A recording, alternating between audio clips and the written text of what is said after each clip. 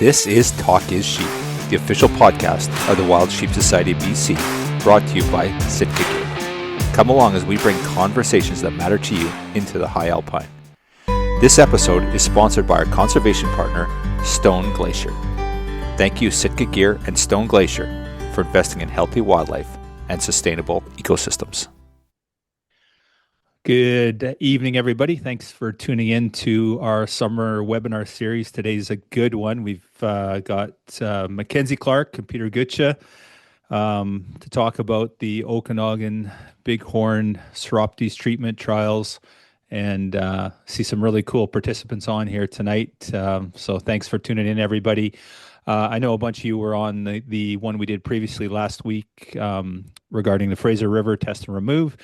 And so you kind of know the protocol that we follow. What we'll do is we'll start off with some introductions tonight, and then Mackenzie's going to give us a PowerPoint presentation. Peter's going to follow up with some stuff on the society's perspective, and then we'll go to Q&A from there. So just encourage everybody, if they have questions, there's a Q&A feature. So if you go to the bottom of your bar on Zoom there's an opportunity you can click question and answer and just fill in with your questions. Feel free to throw them in there as we go along. We probably won't address them right away. We'll let Mackenzie get through her stuff, but then after we hear from Peter, we'll go to a Q&A from there. And then at the end of it, we'll, as always, do some giveaways for anyone that's patient enough to hang around that long. Well, first of all, I want to start off that this is an iconic project for the Wild Sheep Society BC, and we're incredibly privileged to work with the Okanagan Nation Alliance. This project goes back a number of years, and we've seen serious decline in the California bighorn populations in the Okanagan Valley, and I'll let Mackenzie speak to that because she's far more qualified than I. But we're going to talk about some of the important work that's done. I just want to, again, highlight that recognition of our relationship with the Okanagan Nation Alliance, Mackenzie, Kaylin, and the entire group.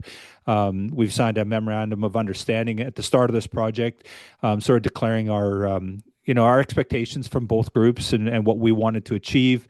And this has been a very successful partnership between a not-for-profit and First Nations. And in my opinion, this is the way Together for Wildlife should work. I know the province has come up with different models, and we're incredibly grateful for this relationship with the Okanagan Nation Alliance and the work that's being done on the ground.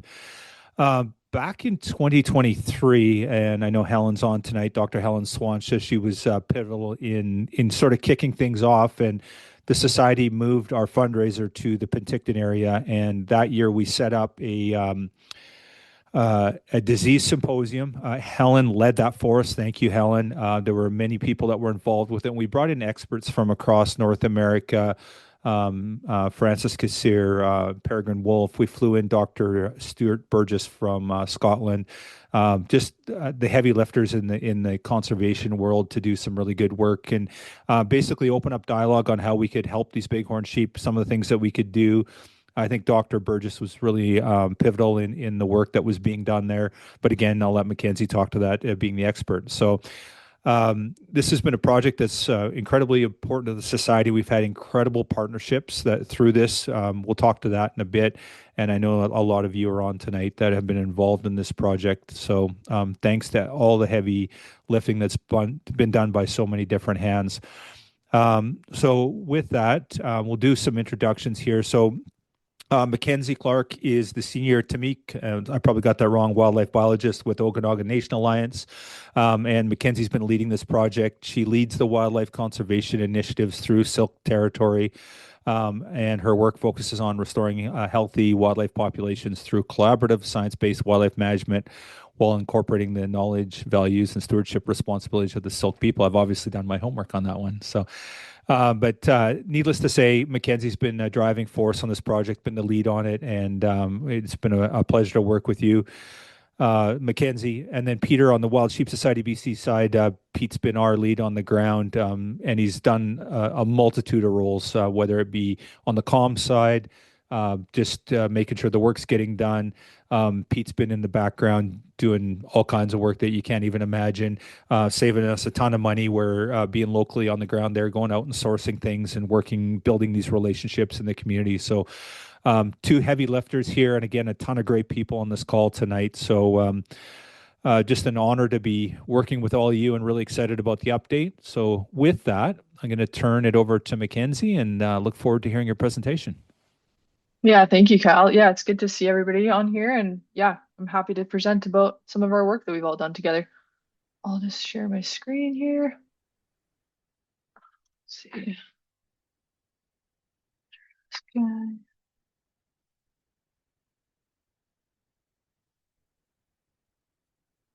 there we go. All good? Perfect.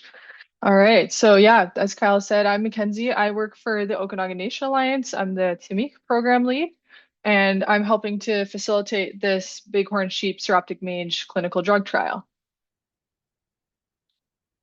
So just a little bit of a background. So California bighorn sheep in the Syilx territory, the Insilchin name is Yëligauken for bighorn sheep. We have California sheep in this region. They're culturally and spiritually a very significant animal to the Syilx people. They're an important species for subsistence and resources and food sovereignty. They also have a very high value for the communities in the area, for tourists, and for different various hunters. Right now, there's currently four distinct population units. So up in the north there's the West Side Road population unit.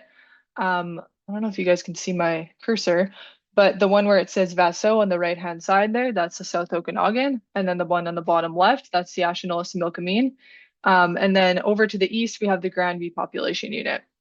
So right now we only have about 700 animals between all the population units, but historically there was about 1,700 to 1,800 animals. Yeah, there's a lot of different current threats and issues that these sheep are facing. There's a lot of habitat loss and displacement in the Okanagan region, a lot of disconnectivity. We have climate change issues, lots of different wildfires and things, and then we also have a lot of disease threats. So today we're going to talk about some of the different disease threats that these sheep are facing in the Okanagan. So, a couple of our current disease threats. There's something called blue tongue virus and epizootic hemorrhagic disease. Both of these diseases are from midges. They're different viral diseases. They come up from the States on drought winds and like really hot, dry conditions. Back in the 1970s, there was a big EHD outbreak. They're climate-driven outbreaks, so there's nothing we can do about it. They're a naturally occurring disease. We've had some more recent outbreaks of blue tongue virus in 2021. There was an outbreak down in Mount Hull, Grand Forks in the South Okanagan. During that outbreak, there was about a 75% decline in the Grand Forks population, and then there was about a 40% decline in our South Okanagan population. We hadn't had an outbreak in a couple of years, and then this fall in 2025, we had another smaller outbreak of the epizootic hemorrhagic disease. And we saw five of our collared sheep and some of the sheep that were in the pens, they did die from that disease that we were able to document. But we're not sure if how many other ones died that we didn't see. But yeah, there's no treatment available for that one. It's naturally occurring, so there's nothing that we're going to try and currently do about those diseases. Another disease that we have is called Mycoplasma ovinemoniae, or MOVI, and that's a disease that domestic sheep can carry in their nasal cavities. They can pass it to wild sheep and goats, which aren't as evolved to deal with it, and so they can get very sick and they can get some severe pneumonia. In our South Okanagan population unit, we have that disease present there. Back in like the early 2000s, there was an outbreak and they saw about 75% of the population unit decline. And then after that, there was about 10 years of pretty poor lamb recruitment as well. There was detected again in 2020, and that was kind of suspected to have maybe come out of down in the States, but we're still seeing legacy effects of MOVI in this population unit. And there's lots of different risks that are still going on. So people have sheep, like domestic sheep, and they might not know that they're sick. Like you can kind of see in this photo in the bottom left there's a domestic sheep, and way in the background, there's a bighorn sheep. They often want to co-mingle, but they are going to kind of go together and they're going to have potentially a disease transfer risk. So there's that ongoing issue as well. And then we have another disease because we just have every single disease around here, but we've got another one called Psoroptic Mange, and that's the one we're going to talk about today. So that's the one in the bottom right there. We always joke that we're all depressed because everything is sick and dying, but we're trying our best.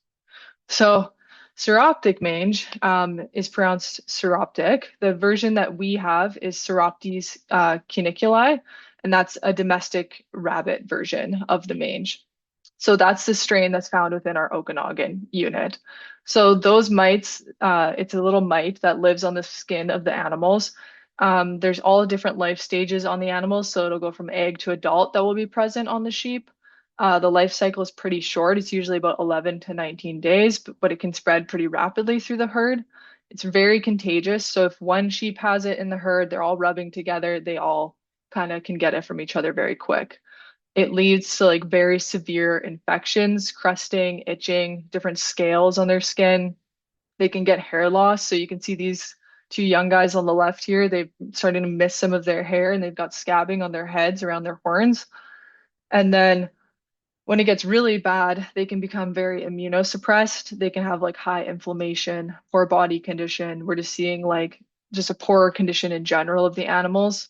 The mange often causes like hard crusting in their ears, so that sometimes they'll get predated on easier because they're almost going deaf because their ears are just full of crust. And then there's also just like secondary infections that they can get from the open sores and the cuts that they have. The one good thing, it's not contagious to humans. That was the first thing I asked when I was on this project. I'm like, am I going to look like this sheep? I don't want to lose my hair, but you're good. Can't get it on people, which is nice, or our dogs. It is specific to the rabbits, and then it's specific to sheep. I think domestic sheep can also get this strain as well. But there is different versions of Psoroptes or like species of Psoroptes mites that infect other animals in different areas as well. So I've got a video here just to gross everybody out, but this is some of the mites that were on our sheep, and this is kind of what they are doing on the skin surface. So the mites are kind of crawling along the skin and they'll try and eat, they're eating the skin here. So you can kind of see these guys are like picking away. Um, yeah, it's got to just be very itchy for the sheep. It's definitely not nice at all.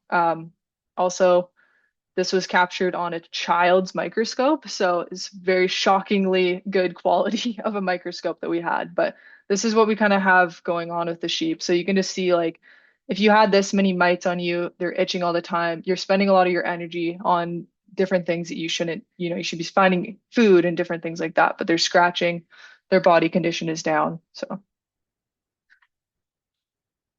this is just some examples of different cases of the mange. So this is kind of some examples of mild cases.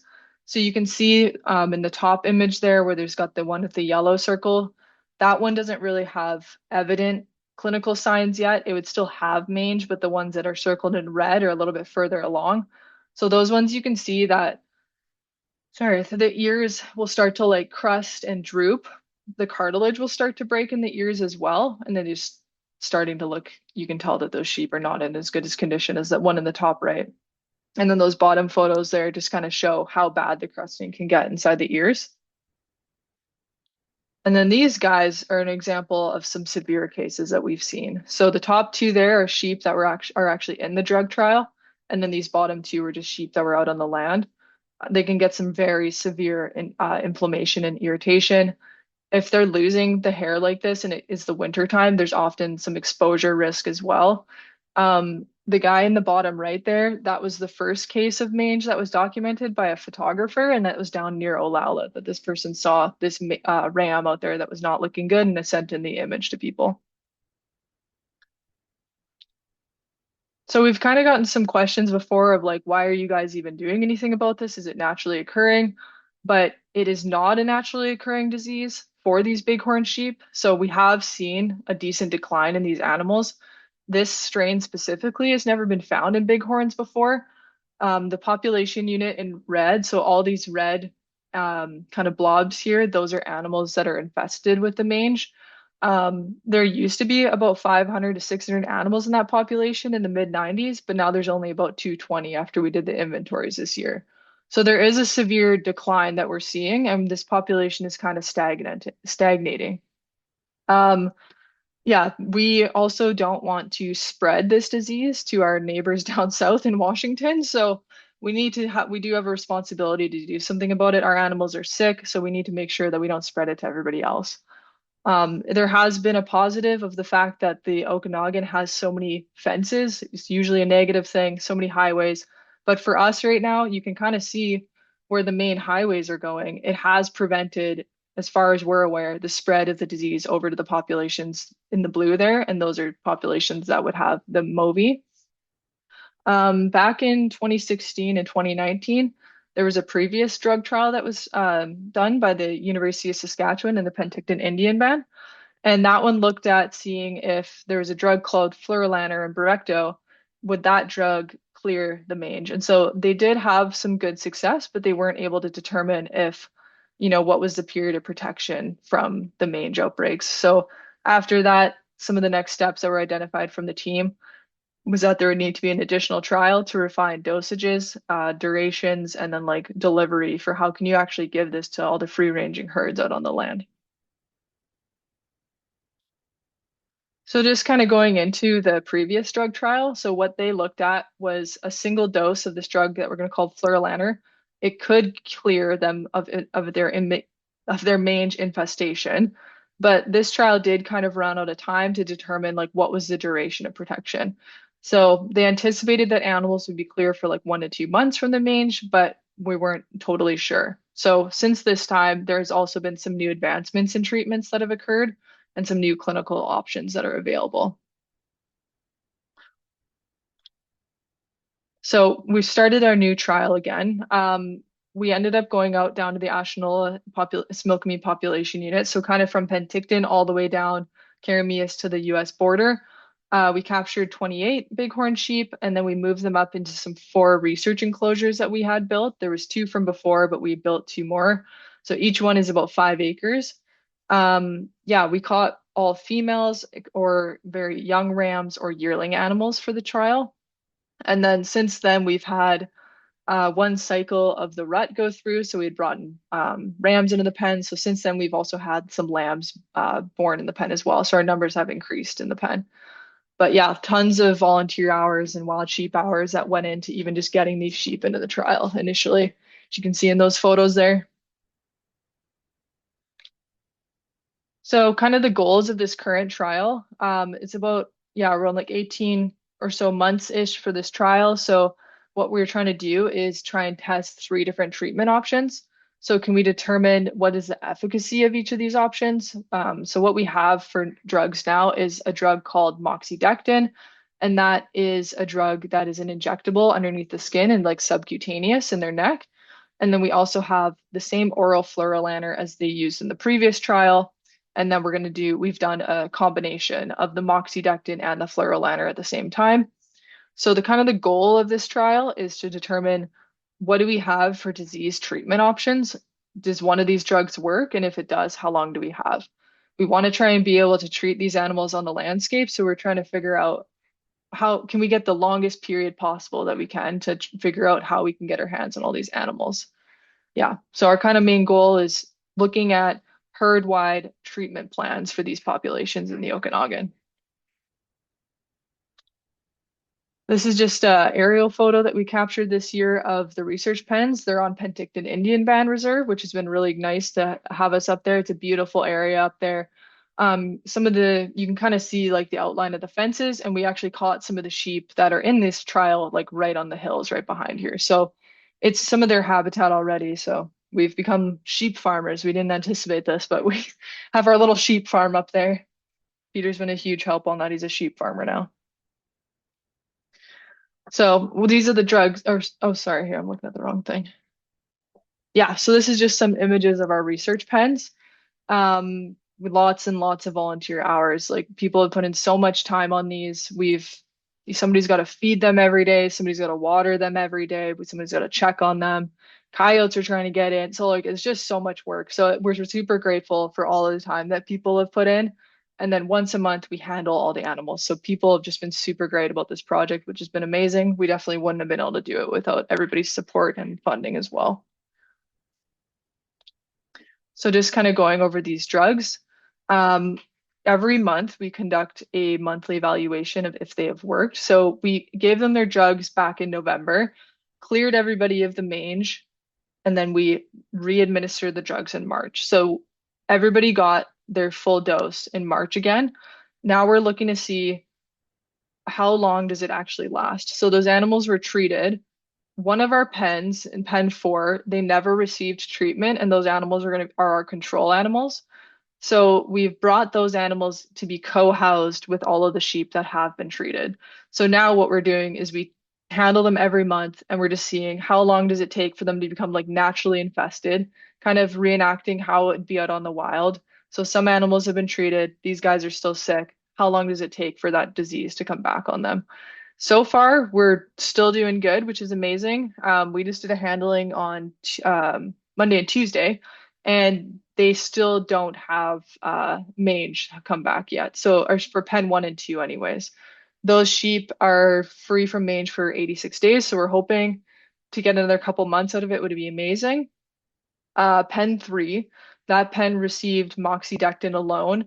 We saw a couple months ago that without even bringing in the control animals, that drug must have not effectively cleared the mange as we wanted. And the animals started to become reinfested with the mange just like naturally on their own. So I think maybe it might have knocked it back a little bit. Maybe there was still some sort of life cycle of the mange on those animals. But we've had to, from doing this research, we've learned pen number 3, moxidectin, that's not something that we can use alone. But we still have two really good options in the fluralaner and then the combination one. Yeah, so our objectives now are just wait and see how long do we have following a single treatment, determine that length, and then determine which one we can effectively use on the landscape. So we have been seeing some really good preliminary results and some observations that have been showing some really big improvements in the hair coat condition. We're still doing some further laboratory analysis just to see what are the blood test results telling us. Are they still having antibodies in their blood? Are they cleared of that as well? Um, yeah, it's really good, some promising new treatment responses. Um, so this guy here, we called him Crusty because he's pretty gross. But you can see here on the left, this is him initially before he was treated. And then there's a period he's all of a sudden all those scabs are gone. He started to grow back hair. He's really starting to grow back hair. I threw this photo in here just right before here, so I apologize. It's so small, but this is from him from Tuesday. So we handled all of the animals on Tuesday, and then all of a sudden someone's like, which one was the really crusty guy? And we're like, I actually don't even know because he blended in with the rest of everybody else. So the treatments do seem to be working. His condition has went up. We have noticed as well that when they first went in, we kind of grade their body condition on a score from 1 to 5. Some of the animals were in like horrible condition, like scores of like 1.5 to 2, 2.5, and they've went up a couple conditions in body score as well. Obviously, we are giving them additional food, but just the fact that they don't have to be fighting an infestation and having all this inflammation as well is just a huge difference, I think.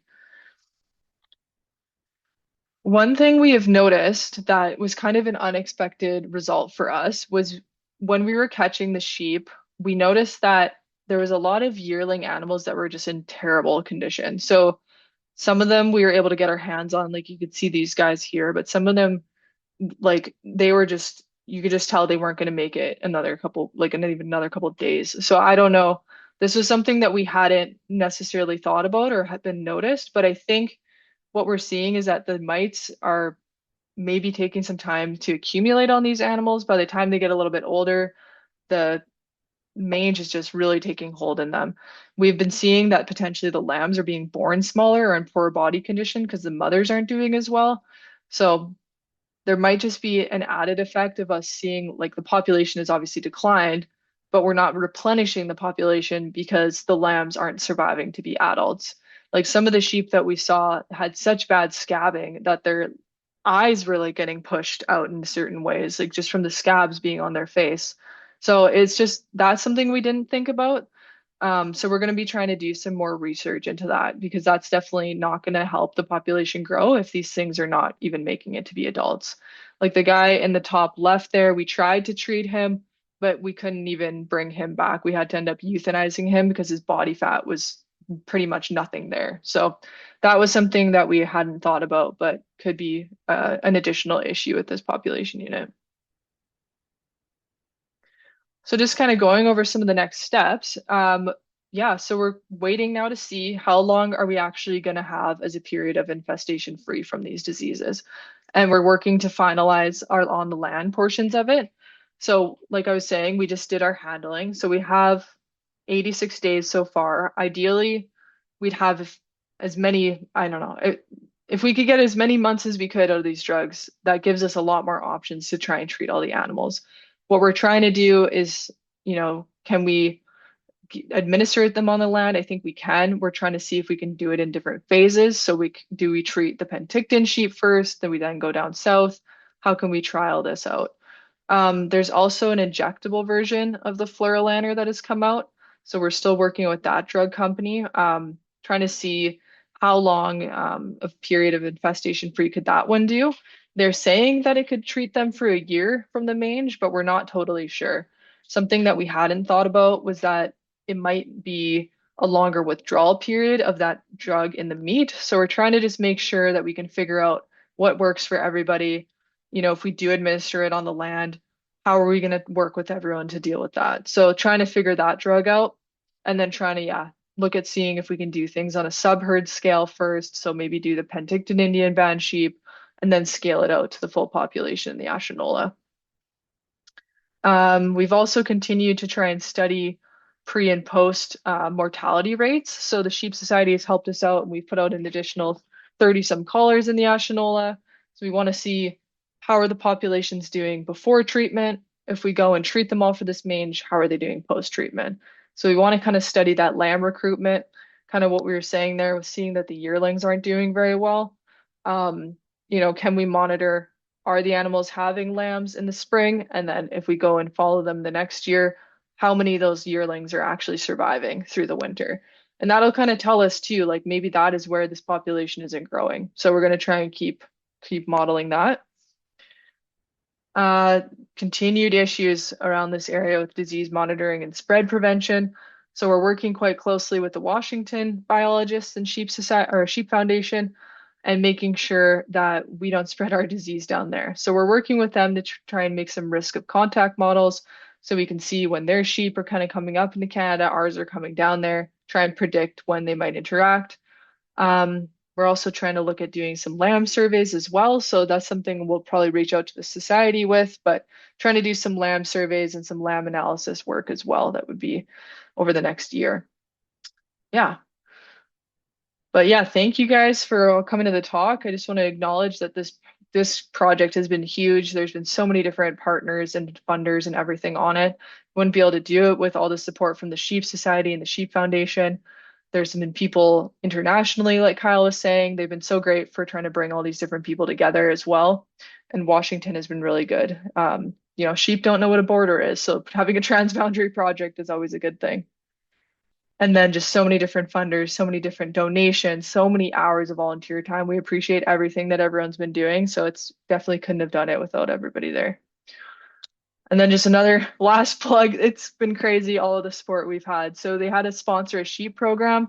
That program has been a huge effort, and everybody adopting a sheep, adopting a lamb, a ram, the pen sponsors, everything like that has been huge. So yeah, people have been adopting sheep that are in the pens, and they've been able to help pay for their treatment and their food and their animal care for or for Peter to cosplay as a sheep farmer. You've been able to support his dream, so that's good too. But thank you guys for the talk today. I appreciate it. And yeah, looking forward to any questions. Awesome, So, Mackenzie. yeah. That's excellent. Great presentation.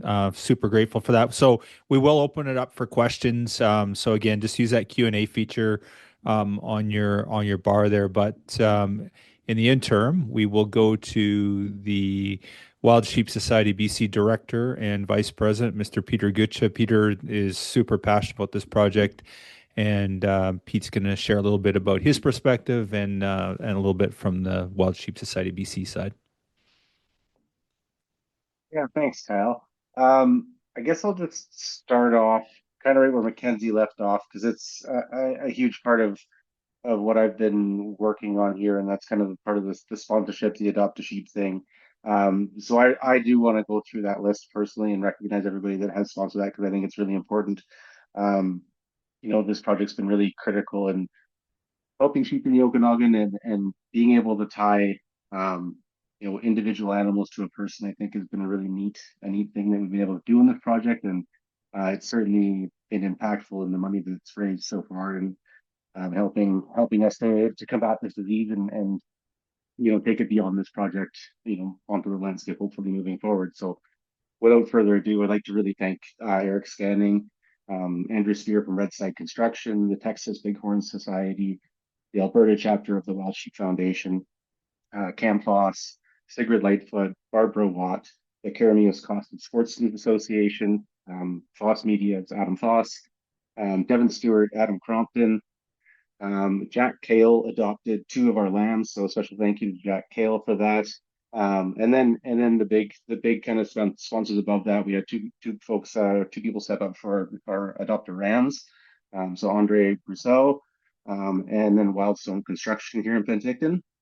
And then above them at the official sponsors, obviously the Wild Sheep Foundation and their chapters and affiliates, 10 sponsorships from Idaho chapter of Wild Sheep Foundation, and then Washington Wild Sheep Foundation, massive support. They came through in a big way last year and stepping up again this year. And so I really want to thank them. And then also Hudbay Minerals, Copper Mountain Mine there over in Princeton has been huge for us too. So thank you to all of you guys for supporting this. It's massive for us. And then that's from me personally, but also from the Wild Sheep Society. It's a massive boon for us to be able to continue doing great work in the Okanagan.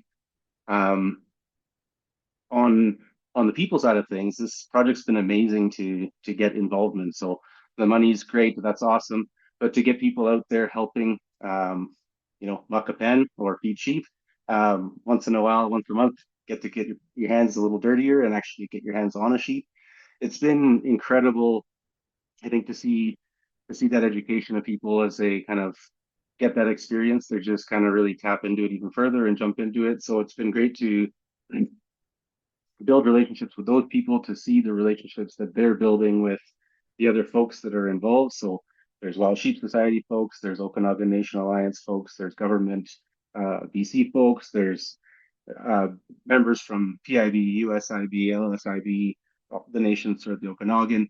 There's members of the general public from Penticton that don't have any association with any of us that are finding their way out there too somehow. So it's been really awesome to bring people together and to just help spread education around wild sheep in the Okanagan. And as Mackenzie just spoke about, we got a lot of issues here. So I think those are the big takeaways that I get from this project from the society side.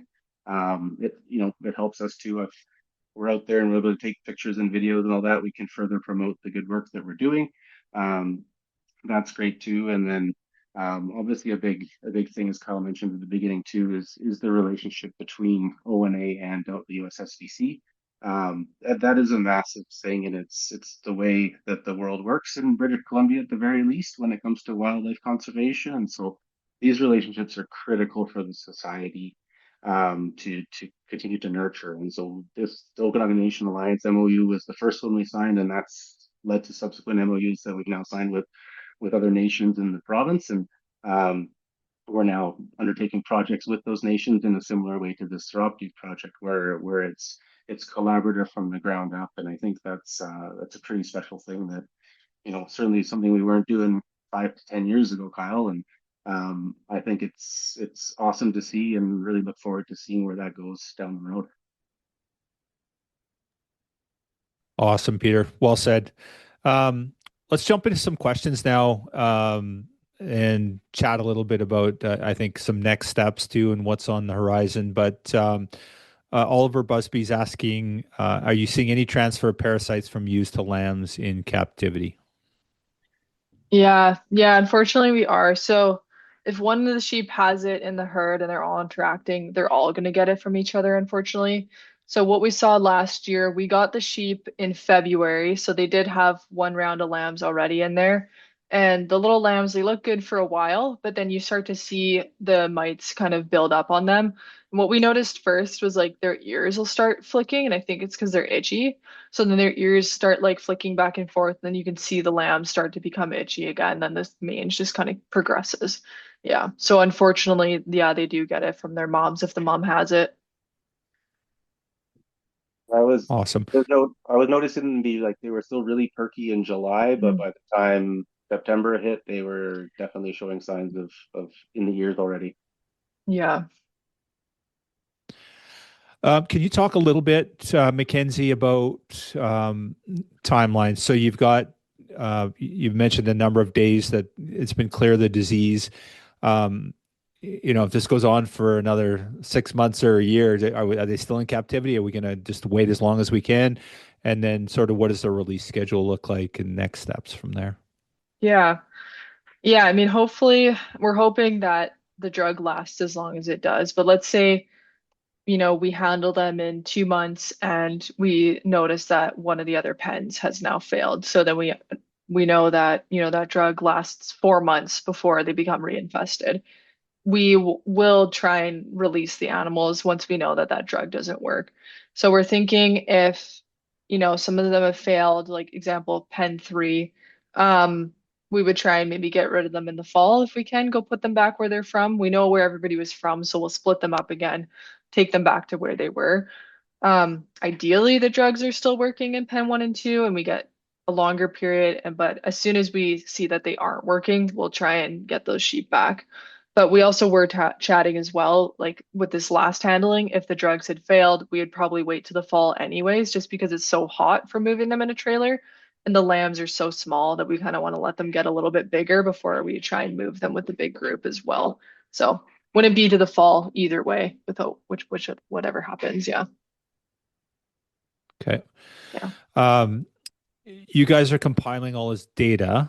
So what does it look like from there? So what is it going to do you summons the Stuart Burgesses and the disease experts together again?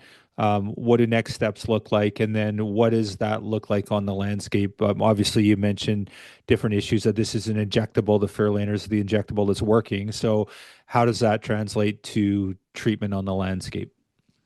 Yeah, so we're trying to figure that out. I think Stu Burgess, the Psoroptes researcher, he's actually going to be in Canada in August. So we're going to try and meet up with him. He's going to come out to the pens and do a handling with us and just kind of chats through some of the stuff. But what we're going to try and do, I think, for the on the land trial, the Penticton Indian Band sheep, there's not very many of them left. To be honest, we have pretty much most of them in the pens right now. There is, I think, maybe a couple more ewes kicking around and some rams, but we would try and potentially see if we could draw those animals into some sort of trap, or we'd have to helicopter capture them to treat them. But that would pretty much be essentially that whole herd. The Ashinola, the Smilkameen population unit's a little bit tougher. You can helicopter trap or like dart some of the animals in there. We have done that before for collaring and for this pen trial. But I think we were also talking about seeing if we could set up some different baits around that landscape, have some corral traps, maybe have some drop net traps and things like that. So try and see if we could get as many animals as we could at one time. But that's kind of what we'd be trying to set up down there as well. Okay. And then, so with these, you obviously have to capture them, and they have to be injected with the current drug. And now this new drug that's becoming available through Mhm. fluralaner, is there a different application strategy around that, or is it the same deal? Yeah, it'd be the same thing. So initially, when we first got a hold of that drug company, it was going to be an like an intramuscular injection. So it'd be something that would be shot into their muscles. So we were really excited about that because there was potential for darting them with it. There's a certain type of dart you can get that has like kind of like a paintball in it, where if it fully deploys, it would mark that animal, so you'd know who you marked. We did have a meeting with the drug company, and like over the past year, they were doing their own clinical trials of that drug, and it's now turned to a subcutaneous, so you have to put it underneath their skin. So we'd have to do the same thing. Like you'd have to have your physical hands on that animal to then now put it underneath the skin. And I guess they were saying that's because it's got kind of like these crystals in the drug that slowly dissolve over time under the skin. And I think that's what kind of has that long period of infestation free in that drug. So unfortunately, you would have to handle the animals, but hopefully you just have to be doing it once. We did look at, could we put it in a salt? Could we put it in water? Could we put it in a rub? Anything like that. But it just didn't necessarily work because you can't control what's the dosage that the animals are going to get. So you might have one sheep that's a fatty and eats all of the food at the trough, and this other one doesn't eat all of it, and so people are getting half a dose, they're getting some like resistance to the drug. The mites are kind of getting resistant. Can't necessarily control who's eating it either. Don't know what it would do with deer, there's all these sorts of factors. So it would have to be something that would be administered. We can't have it as like a passive feed or anything like that, unfortunately.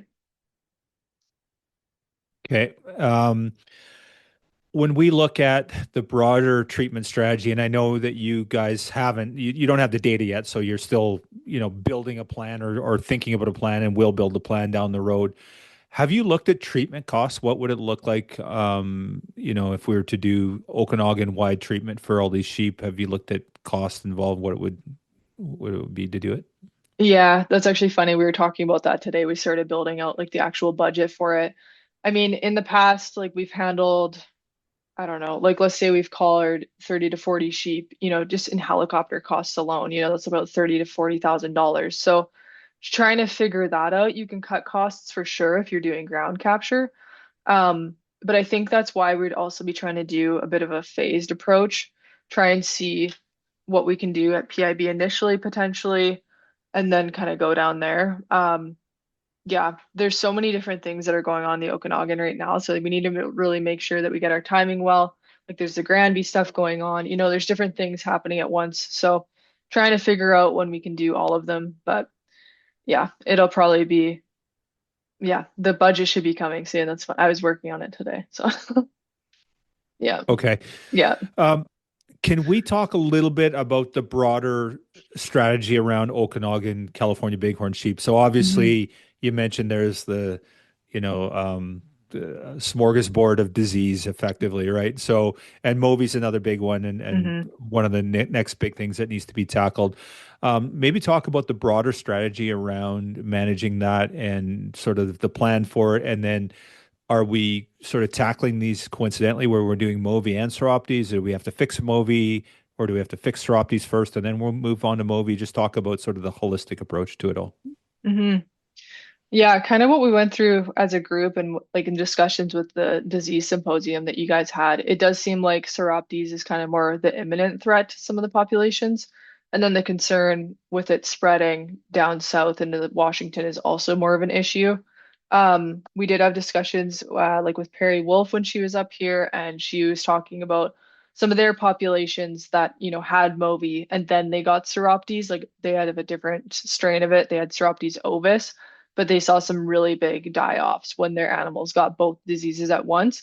So I think kind of what we're trying to do is address the Psoroptes and then look once we kind of determine, we've applied it on the land, we've done what we can for right now, then what can we do for Movi? But we're trying to also just like do some Movi planning on in the background while that's happening.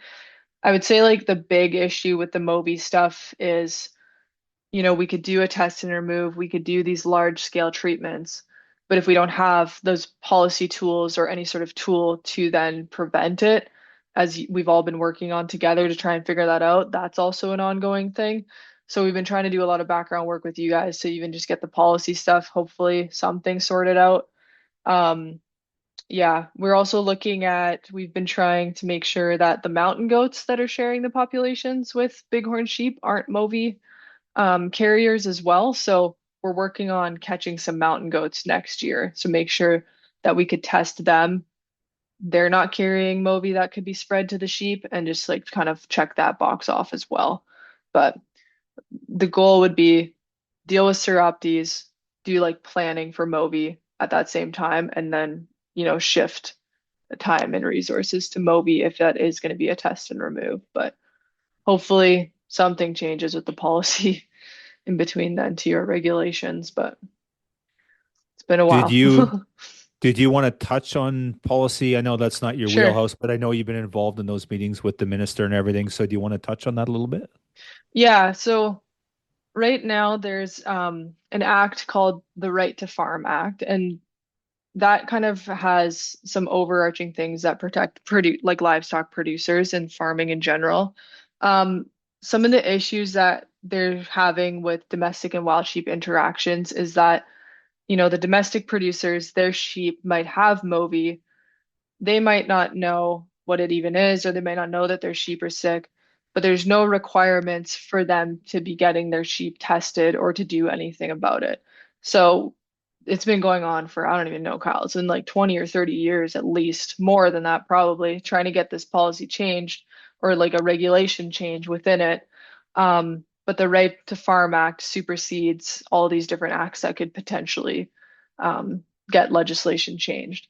So what we've been trying to work on now is working with people that if they're within wild sheep range, they would get their animals tested. So can we work to get a policy that would just say if you're bringing in sheep, they have to be MOVI free within this area, or you have to get them tested. If they're sick, you get different sheep or you get them treatment or something.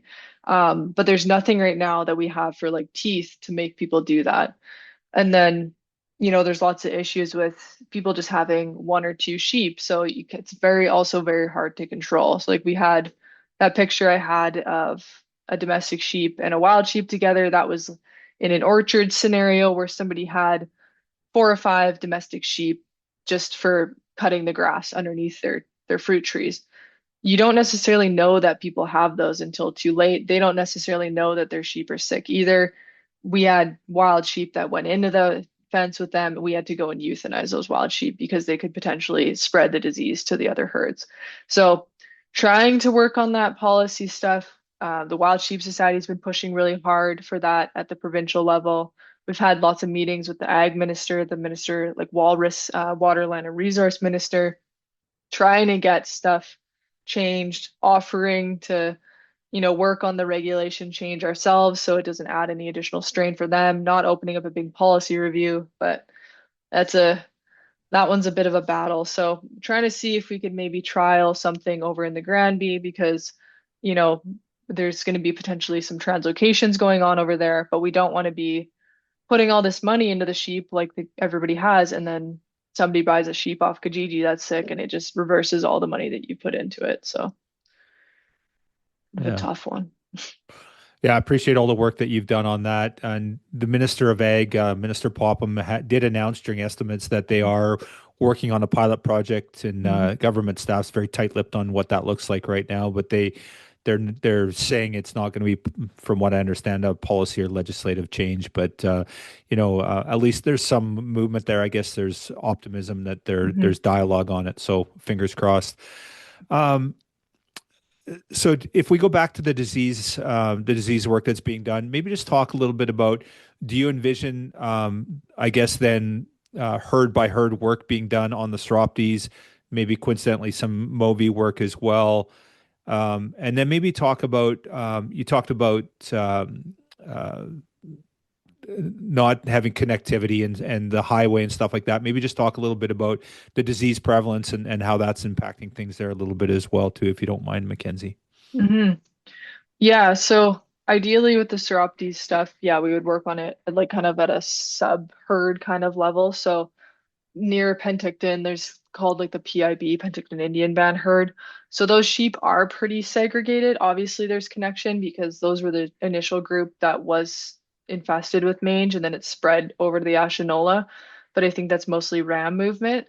But we would try and target that group first, try and target some of those rams that are moving back and forth, and then kind of, move over to the Ashinola and really try and put a lot of effort into that. So we do partner, we work with some of the regional bios as well. So we'd have to just really coordinate with everybody planning out, we're going to put 2 months of just straight trying to get every animal that we can. And we've worked with Stuart Burgess, the Seuroptes researcher, and he had mentioned that trying to at least get a minimum of 85% of the animals can be a big help to the overall health of the herd. So just knocking down that prevalence can even just improve herd health. If there's a bunch of animals that are treated, and use and they're doing better, then at least you're going to start to see that build up again of some healthy animals and some yearlings that are surviving. And then, yeah, shift over to looking at what do we have going on with the Moby. Um, yeah, like you're saying there, there's pretty disconnected habitat in between those two populations. There's kind of like one or two areas where they were crossing. Um, I would say some of the habitat work we have been putting off just because the disease stuff has been more of a priority, but then also we didn't want to improve the connectivity and then have the disease spread. So it's like kind of one of the only times when you've really been like, well, thank God there's all these high fences because it hasn't spread across the valley. But that's something that we want to look at once we kind of have our disease stuff mapped out here a bit more is how can we improve the habitat? Because the habitat is also just, there's a lot of issues in the Okanagan as well. Lots of urban development, lots of, you know, habitat for the sheep disappearing. So that's definitely a next step as well. Okay, very good. Helen has posed the question for you here. Dr. Burgess has been working on a Psoroptes vaccine. How is Mhm. that going, and is there a promise that can be used on bighorns? Yeah, no, it's a good question, Helen. So last time I talked with Stu, they were doing their own clinical trial. This was a couple months ago on that vaccine on domestics. He had told us that he does have some good hope that it could work for bighorn sheep, which would be awesome. I haven't touched base with him specifically on the vaccine in the last month or so, but he'll be down here in August, so it'd be good to touch base and see how that's going with him. But that would be amazing if we could get if that vaccine was finished and we could time it with when we give them their treatment to clear them of the mange that they would actively have in that moment and then give them a dose of the vaccine so they're protected additionally, that would be ideal situation for treatment for those animals. So that's a good reminder, Helen. I'll add that to my list to follow up on, but seeing if that's something that's he's done his clinical trial on would be amazing. So, Mackenzie, do you envision that could extend having sheep in captivity, where you guys test the effectivity on wild sheep and having them in the pens, and so not releasing them, keep like giving the vaccine and seeing if it holds, or Yeah, we'd have to see. I think either way, like after these drug treatments kind of play out in the pens, I think if we were looking at doing something to figure out, does a subcutaneous injection work? Does this vaccine work? I think we would let these guys go and then maybe get a new round of sheep. Or that's a conversation for the group that we've been trying to figure out. We have had them for a little while here. They are doing well. They don't seem stressed. They aren't habituated to people. They don't like us. But we would just need to have a discussion with the different vets and see what they think. I don't know if you'd necessarily get a true reaction if these animals have been treated before with a different drug. So it might be good to get a new round of animals that have never been treated. So then you're getting an actual true representation of how that vaccine or new drug or whatever is working. Because these animals probably have some sort of a legacy effect of these drugs afterwards. Um, we did actually see animals that were in the original drug trial. We caught two of them that were then put into this trial. And those animals, just like visually looking, they looked better than the rest of their herd mates. Their ears were in better condition than everybody else's. So obviously, something has a residual lasting effect after they were treated. So I think you'd want just a new batch of animals if you're going to continue it as well, but okay, smaller scale trial, probably maybe some one or two pens. Yeah. okay. Now, the moxidectin pen that where the drug was not effective, Hmm. those are the ones you're talking about, probably. And then I guess you'll treat them with fluralaner. You'll treat them with the good stuff before you let them go, Yeah. and then release them, possibly this fall. Is that correct? Yeah. Yeah. Anybody that would get released will be fully treated so that they're cleared when they're let go. Yeah. Yeah. We just holding those guys for now until we figured out what's everybody else doing here. They have lambs as well. So we're just kind of holding them until we have our answers from the other drugs. Okay. Yeah. But if you do treat them, then would there be a plan to try and capture those other PIB sheep to make sure they're treated at the same time when you release them? I think so. That's what we were talking about. So like if we were gonna, let's say if we decided as a group, okay, we're gonna trial this 1 year drug and we're gonna let the rest of these guys go. I think it would make sense to try and treat as many as you can of that PIB herd so that like at least that's a little sub herd that has been treated. We did find during the rut that the rams will just come show up at the pens. So maybe there's some way to time something around there potentially where, you could try and get all those rams as well, because the rams are kind of more the risk of spreading the disease from one group to the other. But I think it would be good to treat PIB, do another trial if that's what we're doing, and then move on to the next step. Yeah. Cool. Yeah. Um, okay. So there was the trial that was done in 2016. You talked briefly about that. I think U of S, were they leading that? Is that correct? Uh, Yeah. and I know there were lessons learned from that. Um, what are some of the takeaways? I know one thing that came up was, well, are these sheep going to become like have an issue being released into the wild again? Like, are they going to have Hmm. increased mortality because of whatever, increased risk of predation or whatever, like susceptibility to humans, that sort of stuff?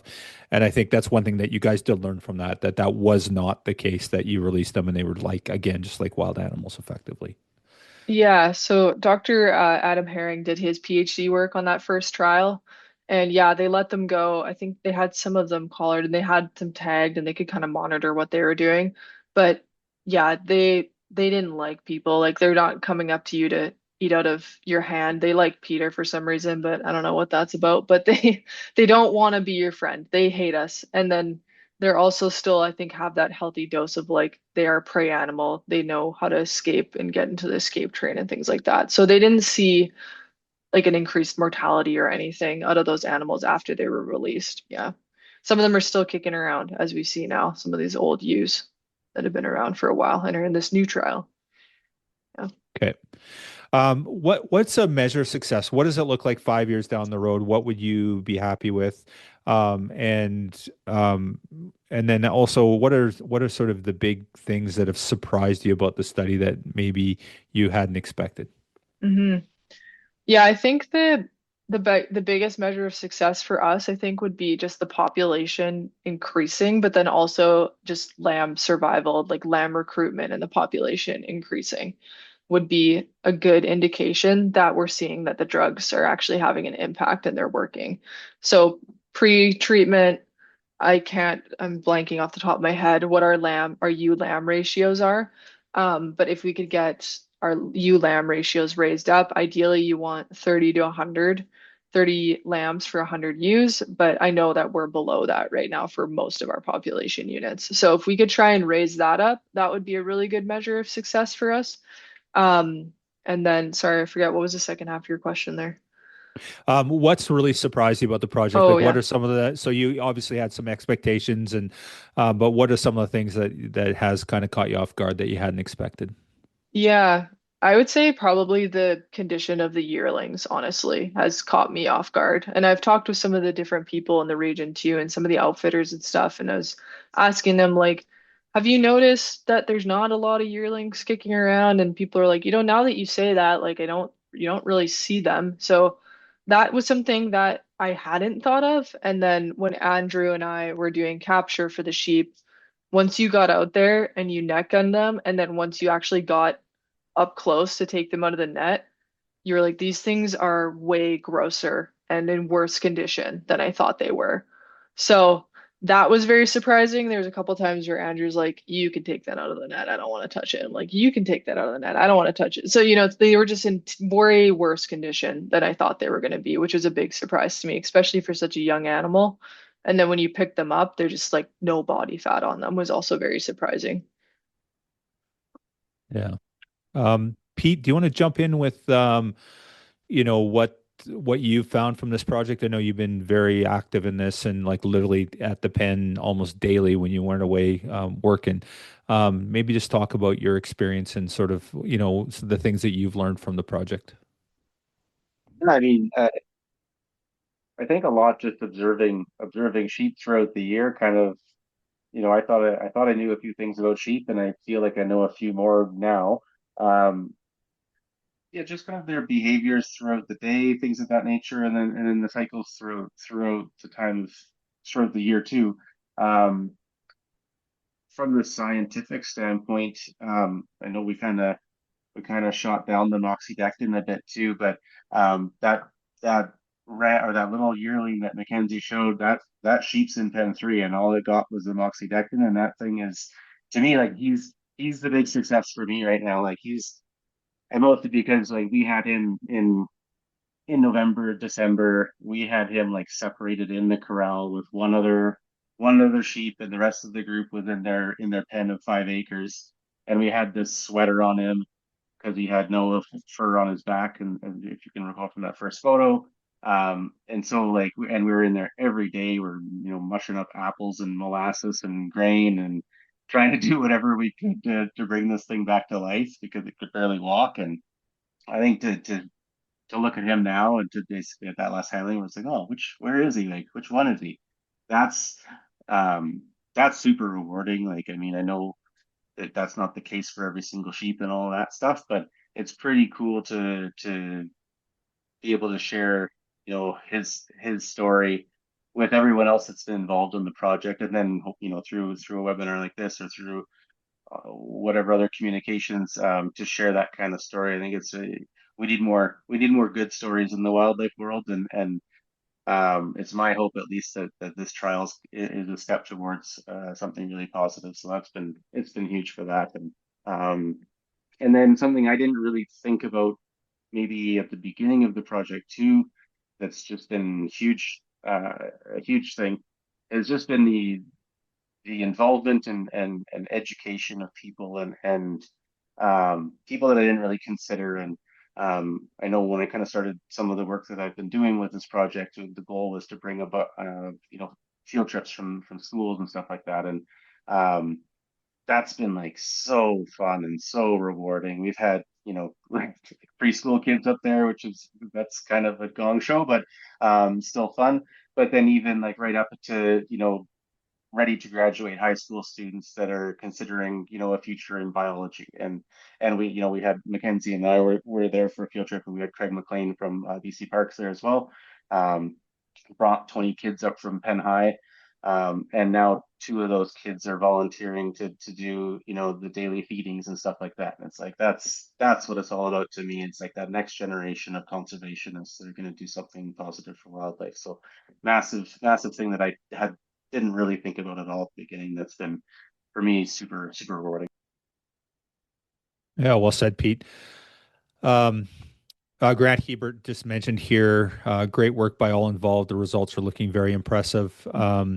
And then just a sort of a last call for any questions. If any of our guests have any more questions, we'll start wrapping up here. Helen mentioned that I think one thing that's important to note for folks is that this particular mite appears to affect BC bighorns in a much more severe way than Psoroptes ovis. The most common Psoroptes in the U.S. is much better known and reported. So, yeah, some good That's a good context point. there. Yeah. Yeah. A couple things. First of all, again, to everyone involved in this project, it's been a heavy lift by so many hands, and I think Pete, that's the one thing is it's been such a collaborative effort. And I think like this is kind of step one. And there was that early work that was done in 2016, and there's so much more work to be done. And so obviously, if we can crack the code on the Psoroptes issue and do some sort of do the work in the landscape to deal with that issue, and then we can move on to how helping the broader herds with the Movi work as well. So obviously, this is really early days for this and a ton of work, but really critical work that needs to be done. But again, a huge shout out. I know Joe Hill, treasurer for Washington Wild Sheep Foundation's on tonight. And Joe, to you and your board of directors, thank you. And I do think it's worth mentioning that the Wild Sheep Foundation in 2023 did an appeal through their chapter and affiliates in the Wild Sheep Foundation itself. So the Wild Sheep Foundation contributed 50,000 US. And I think in all told, there was 180 some thousand dollars that went to this project.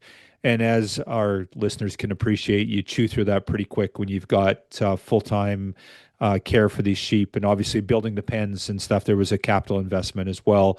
So it was a hefty undertaking. But I think critical work that's being done on the landscape, and we couldn't do it without the support of everyone involved. So just a huge shout out. Pete's reached out or mentioned every single donor there, and again, thank you for that. And then just the leadership. Like I look even on this call, the many people that have been involved. Brad Siemens being on the landscape. I don't think Brad's missed anything. There's so many other people and so much work that's being done that's not it's in kind work effectively. It's people that are showing up, caring. I know Darren Epps on. Darren was there for the original part and created a lot of interest and enthusiasm and people caring about these sheep by just photographing them, not just photographing, but by photographing them. So and I know Colin and Rebecca Peters and James and so many of our directors have been up. So anyway, really critical work, and I'm really grateful to each and every one of you for all the work there. So obviously, lots more work to be done, and lots more to take on as a group. So there's no shortage of work in the Okanagan. But again, Mackenzie, to you and the Okanagan Nation Alliance, Kaylin, and to the entire Silk Nation for all the work that's being done there. We couldn't do it without you guys. PIB obviously has been pivotal in this and in sort of having this on their land and being so supportive. We had the two chiefs down to our fundraiser in Penticton this year, and just the words that were said there and the collaboration. I think it's a working model for the rest of British Columbia and probably North America on what our not-for-profit and our First Nations, what we can do together collectively through the support of our government as well too. There's been the work that they've done as well. So anyway, with that, a couple things to mention. We do have a couple upcoming webinars. We got Alicia Woods. She's going to be talking about our Peace Region burns, the prescribed fire that's being done to benefit stone sheep. So that's next week on, I think, Tuesday the 30th. And then Adam Foss is going to be on June 6th. He's going to do some sheep hunting talks for us. Again, all these webinars, you can sign up through the website, as you all know, because you're here. And then we have horn aging on July 14th. So that's exactly who's teaching that just yet. We haven't nailed that down. We're working closely with the government and Chris Proctor, our provincial wild sheep mountain goat specialist there. So we do have some giveaways as well. So again, Daryl Hosker donated a bunch of the 9 is the New 8 t-shirts. And I did an earlier draw for that. It's a random number generator. Brian, you're winning one of the t-shirts. So Brian, if you could just send a message to me directly through that, I sent you the link for the webinar and we'll get you set up with that. Please send your address in. And then Travis Ormrod, I think Travis is still on. Travis wins a Onyx Map Elite 1-year membership. So thanks to Onyx for that donation. Travis, thanks for all your support as a Monarch member. Really appreciate all you do. And then our third winner is Marika Welsh. Marika is going to win another 9 is the New 8 t-shirt. So with that, I want to thank each and every one of you for being on tonight. Again, keep in mind, we'll be doing this again on Tuesday on the prescribed burns. Love all the support. Again, thank you to each and every one of you for all you've done. Mackenzie, thank you for your leadership. Thank you to the Okanagan Nation Alliance and Peter as well for your leadership on the ground. And with that, we'll call it an evening. Thanks everyone for everything. Appreciate it. Thank you guys. Glad to present. Thanks, everybody. Thanks.